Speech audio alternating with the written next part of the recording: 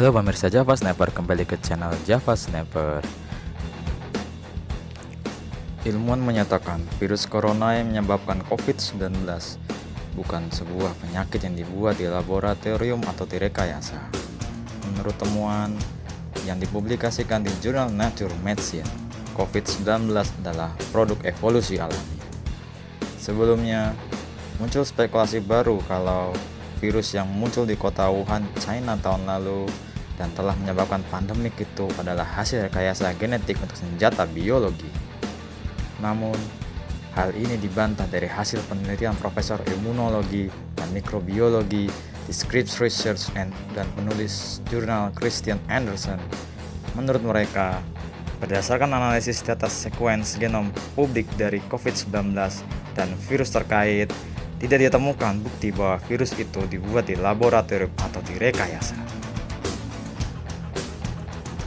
Dengan membandingkan data urutan genom yang tersedia untuk strain coronavirus yang diketahui, kita dapat dengan tegas menemukan bahwa SARS-CoV-2 berasal dari proses alami, kata Anderson melansir di Science Daily.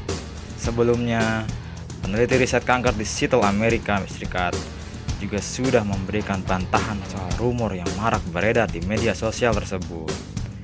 Tak ada bukti yang bisa ditemukan kalau virus ini dibuat secara genetik, jelas Tremont Herford dari riset kanker Fred Hutchinson dan pertemuan ilmuwan di Seattle.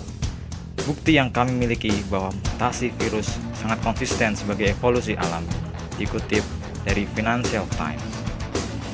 Rumor ini menyebar setelah ada penelitian yang dipublikasikan peneliti di India yang menyebut genom virus ini memiliki kemiripan dengan HIV. Hasil penelitian ini ditarik dari publikasi, namun tuduhan kalau virus itu hasil mutasi di laboratorium sudah kepalang menyebar di internet. Penelitian itu salah satu bagian dari tingkatan, jelas Belfort dalam peneliti di laboratorium yang mempelajari evolusi virus. Lebih lanjut, Anderson dan kolaborator di beberapa lembaga penelitian lain menggunakan data sequencing dari para ilmuwan Cina untuk menjelajahi asal-usul evolusi COVID-19 dengan memfokuskan pada beberapa fitur khas virus. Para ilmuwan menganalisis template genetik spike, protein, armatur di bagian luar virus yang digunakan untuk mengambil menembus dinding luar sel manusia dan hewan. Lebih khusus, mereka berfokus pada dua fitur penting dari spike protein, yaitu reseptor binding domain RBD, sejenis pengait yang menempel pada sel inang dan dapat pembelahan yang memungkinkan virus untuk membuka celah dan masuk ke sel host. Para ilmuwan menemukan bahwa bagian RBD dari spike protein COVID-19 telah berevolusi untuk secara efektif menargetkan fitur molekuler di bagian sel luar manusia yang disebut AC2, sebuah reseptor yang terlihat dalam pengaturan tekanan darah. Spike protein COVID-19 sangat efektif untuk mengikat sel-sel manusia. Bahkan, para ilmuwan menyimpulkan itu adalah hasil seleksi alam dan bukan produk rekayasa genetika. Bukti evolusi alam ini juga didukung oleh data tentang struktur molekul keseluruhan backbone COVID-19. Jika seseorang berusaha merekayasa virus corona baru sebagai patogen, mereka akan membuatnya dari backbone virus yang diketahui menyebabkan penyakit. Tetapi para ilmuwan menemukan bahwa backbone COVID-19 berbeda secara substansial dengan yang ada pada virus corona yang sudah dikenal dan kebanyakan menyerupai virus terkait yang ditemukan pada kelelawar dan terenggiling. Kedua fitur virus ini, mutasi pada bagian RBD dan spike protein dan backbone-nya yang berbeda, mengesampingkan manipulasi laboratorium sebagai potensi asal untuk SARS-CoV-2, kata Anderson. Anderson dan kolaboratornya menyimpulkan bahwa ada dua kemungkinan asal untuk COVID-19.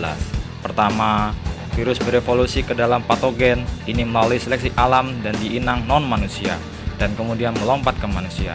Kedua, hal ini diambil berdasarkan analisis sequencing genomik SARS-CoV-2.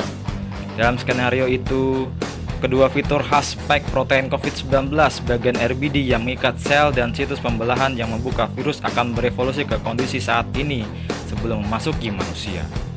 Dalam skenario lain, diusulkan virus non-patogenik melompat dari inang hewan ke manusia dan kemudian berevolusi menjadi kondisi patogen saat ini dalam populasi manusia. Corona adalah tingkat keparahan yang luas. Penyakit parah pertama yang diketahui disebabkan oleh virus corona muncul dengan epidemi Severe Acute Respiratory Syndrome atau SARS 2003 di China.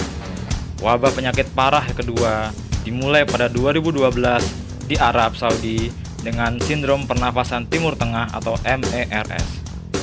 Pada 31 Desember 2019, pihak berwenang Cina memberitahu Organisasi Kesehatan Dunia tentang wabah virus baru yang menyebabkan penyakit parah yang kemudian dinamai SARS-CoV-2 atau COVID-19 atau Coronavirus Disease 2019. Bagaimana menurut Anda?